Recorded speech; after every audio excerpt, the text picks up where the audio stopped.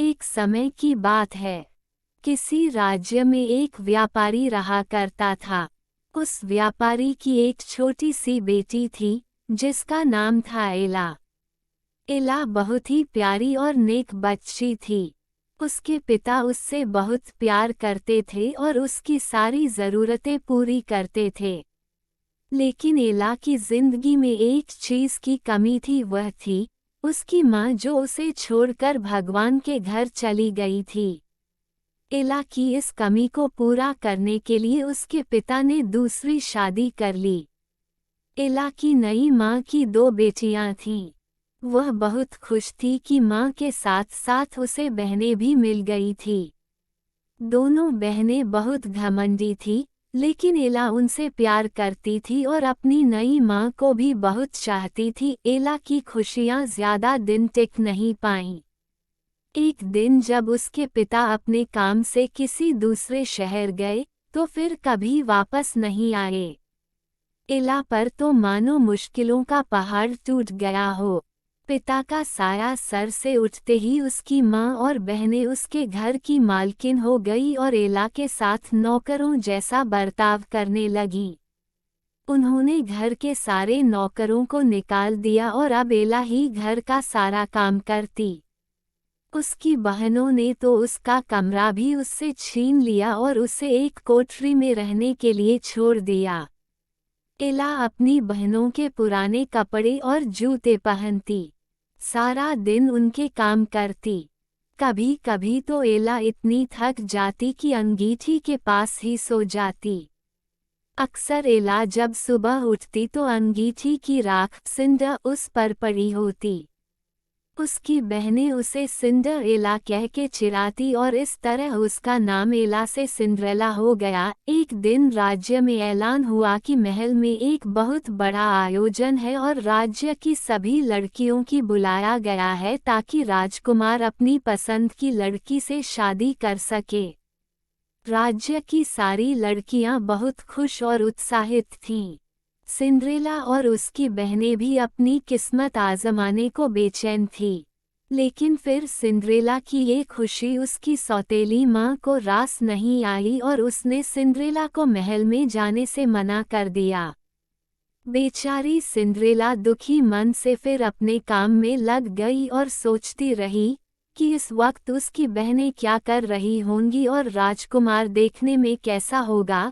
Cinderella जब इन ख्यालों में खोई हुई थी, तभी वहां एक जादूगरनी आई।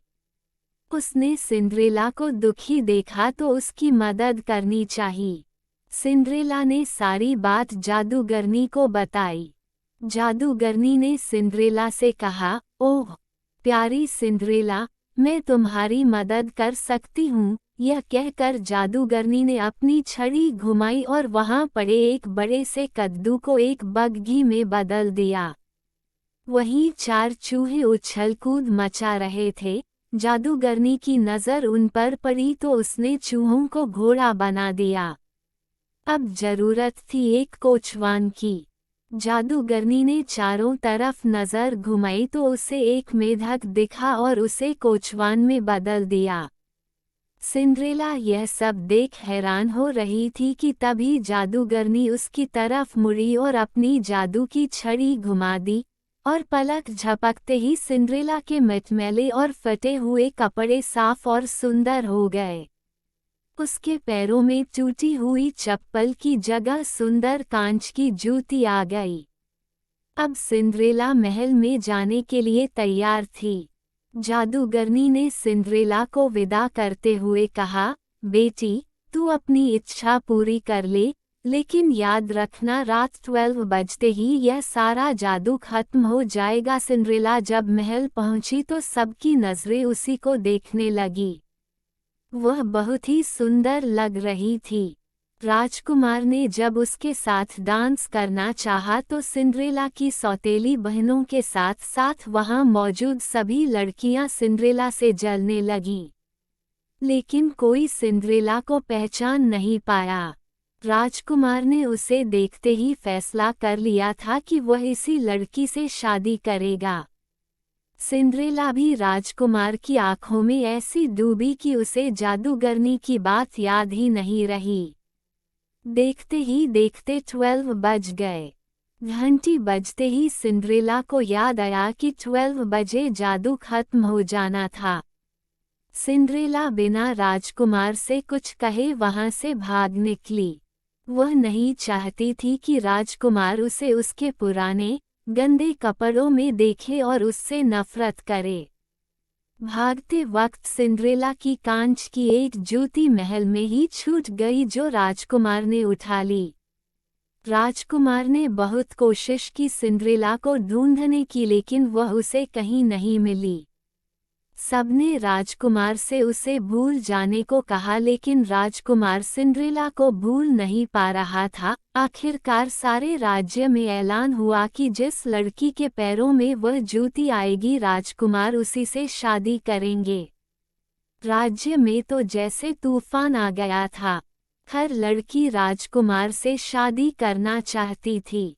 सभी लड़कियां अपने आप को उस कांच की जूती की मालकिन बताने लगी। लड़कियों के घर जा जाकर उन्हें जूती पहनाई गई, लेकिन उनमें से किसी को भी वह पूरी नहीं आई। आखिर में सिंड्रेला की बहनों की बारी आई।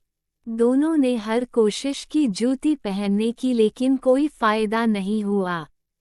अब सबकी नजरें सिंड्रेला पर रुक गईं। सिंड्रेला ने जब उसे पहना तो वह जूती उसके पैर में आ गई जैसे उसी के लिए बनी हो। सिंड्रेला की सौतेली माँ और बहनें हैरान और परेशान हो गईं। किसी को भी उम्मीद नहीं थी कि वह सुंदर लड़की सिंड्रेला हो सकती है। राजकुमार ने जब सिंड्रेला से शादी के लिए पूछा तो सिंड्रेला ने खुशी खुशी हाँ कर दी। अगले ही दिन बड़ी धूमधाम के साथ सिंड्रेला की शादी राजकुमार से हो गई। राजकुमार और सिंड्रेला एक दूसरे के साथ बहुत खुश थे और एक दूसरे को बहुत चाहते थे। दूसरी तरफ सिंड्रेला की सौतेली माँ और बहनों को सिंड्रेला के साथ बुरा व्यवहार करने की सजा के रूप में राज्य छोड़कर जाना